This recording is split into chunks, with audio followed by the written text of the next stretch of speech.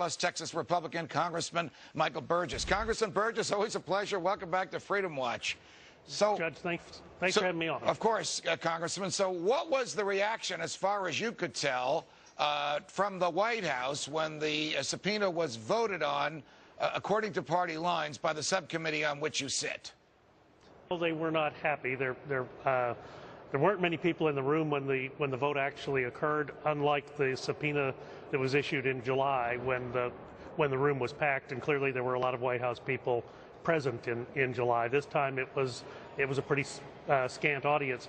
But look, Judge, you and I both know the American people have a right to know about this stuff, and the fact that we kept bumping up against people in the West Wing and people in the Vice President's office in evaluating the emails that were delivered as a result of the July subpoena, right? Additional information was needed, and man, they should have taken, as far as I'm concerned, take the Lanny Davis approach. Tell it early, tell it often, tell it yourself, get it out there.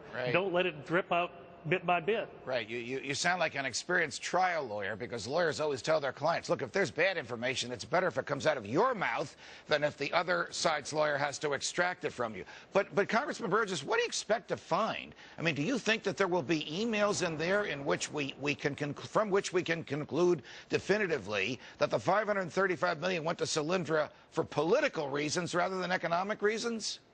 Well, that's a $535 million question, and the one that has to be answered, quite honestly. Right. And otherwise, this would have been a one-day bankruptcy story, and now it's turned into a story of political intrigue. And the fault is at the White House. It's not an overly aggressive oversight committee. We're just asking legitimate questions that people want us to ask, and we deserve the answers. All right, I'm going to disagree with you a little bit, and hear me out. And this is not a disagreement with you personally. I would argue the fault is also with the Congress. The Congress that gave President George W. Bush and all of his successors all these billions to spend at their own discretion. I think you probably agree with me. Politicians are not good at spending the people's money. The people should be able to spend their own money. If Solyndra was that good, it should have gotten money from investors voluntarily rather than from the taxpayers extracted by the government. Agree or disagree? Clearly, you are correct. And I don't think when the Energy Policy Act passed in 2005, any of us had in mind what would happen with the passage of a $1 trillion stimulus bill, and let's plus all these things up and push money out the door. And then Solyndra, of course, was the litmus test. The president wanted this company to, well, here, let me depart from talking points. This is just my own opinion. Go ahead. It's not the committee's opinion. The cap and trade bill, the Waxman-Markey bill that passed the House and never got through the Senate, this Solyndra was to deliver tons of carbon credits that were going to be sold on the carbon market like so many shares of blue sky. And it was going to be a cash cow for the government. Got it.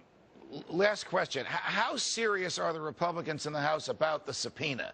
Meaning, suppose the president doesn't answer it, or suppose he claims executive privilege. Will the Republicans push it to the hilt? Will they find a latter-day Judge John Sirica, you know what I'm talking about, to tell the president, cough up those documents, this is a valid subpoena? Or will they go home with their tails between their legs? It's a risk, and I hope the answer to your question is absolutely there would be a motion for contempt of Congress if the president does not deliver. I cannot see, starting down this road last February, you knew this was going to happen, that ultimately you were going to get stonewalled by the White House, and I fully expected them to exert executive privilege long before now. If they do, we'll have that fight. If they don't produce the documents, there will be serious consequences. At this point, you cannot back down. Got it. Congressman Burgess, it's a pleasure. Thanks for joining us. Thank you, Judge.